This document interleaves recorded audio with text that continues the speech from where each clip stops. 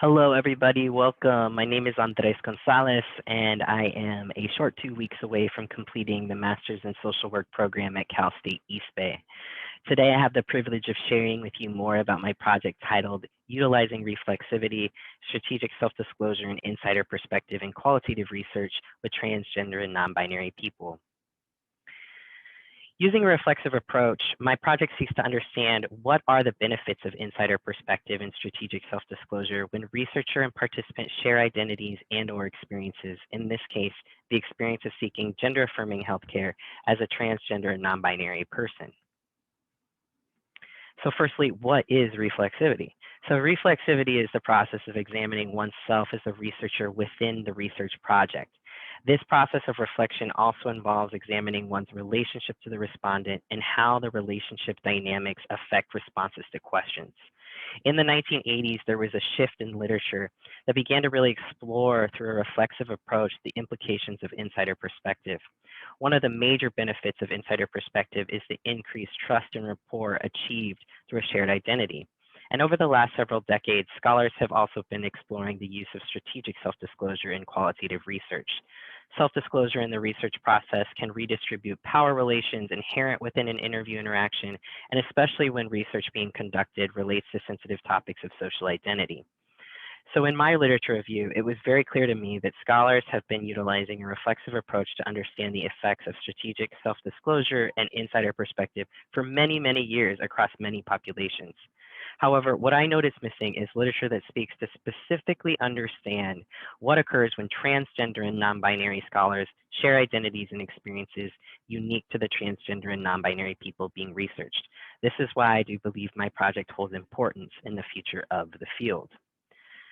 So my project focuses on a secondary analysis of data from a qualitative study that I was one of 4 team members on that examined the experiences of transgender and non-binary people across the US receiving gender-affirming healthcare in family planning clinics. Uniquely included in the secondary analysis were my field notes, which captured conversations that occurred between participants and myself following study interviews. Field notes encourage researcher reflection and provide context to inform data analysis and secondary analyses. In my case, I creatively used the field notes I recorded as foundational to the secondary analysis itself. I then utilized a reflexive approach to identify themes in my field notes, focusing primarily on the presence of strategic self-disclosure and insider perspective. To briefly give you an idea of the people behind the data set, 70% of the 33 participants were white, 18% were biracial, and the remaining 14% were Black, Middle Eastern, or East Asian.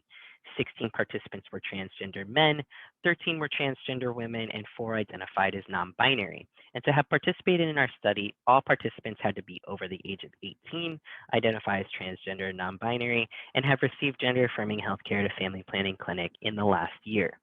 Because my positionality was also included in the secondary analysis, I identify as Latinx or Indigenous, transgender, and two-spirit. I am 31 years old and have sought out gender-affirming healthcare at a non-family planning clinic. Moving into the results of my project, the following three themes will be discussed in further detail throughout the remainder of my presentation. So firstly, safety and familiarity, talking shop, and professional curiosity. So the first theme is safety and familiarity.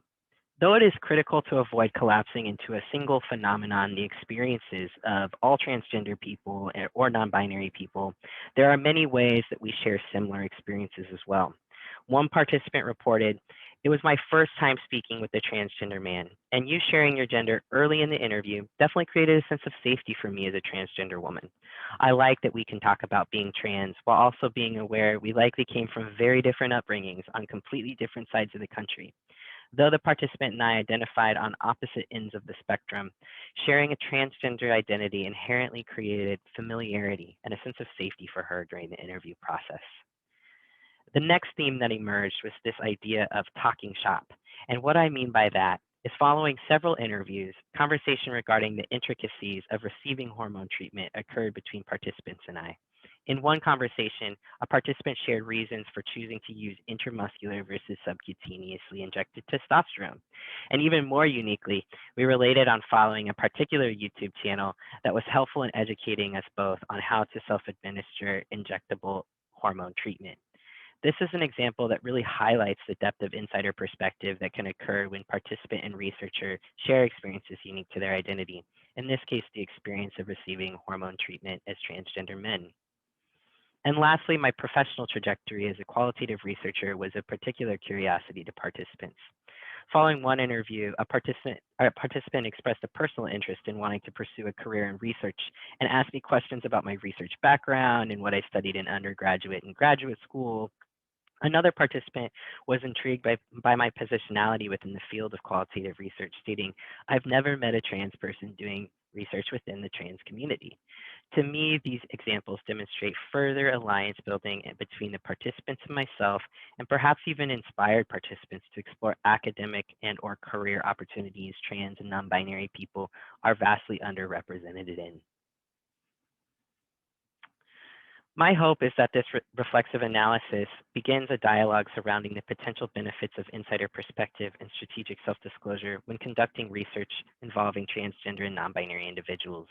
The results align with considerable previous research on the topic, suggesting that experiences of trust, rapport, and empowerment are strengthened through the mutual disclosure of a shared identity. To some, it may be unclear why it is important to understand the intricacies of hormone treatment. However, for transgender and non-binary people, already a population that's highly vulnerable, feeling understood and safe is critical, and it is a step towards more culturally responsive, trauma-informed methodologies in research.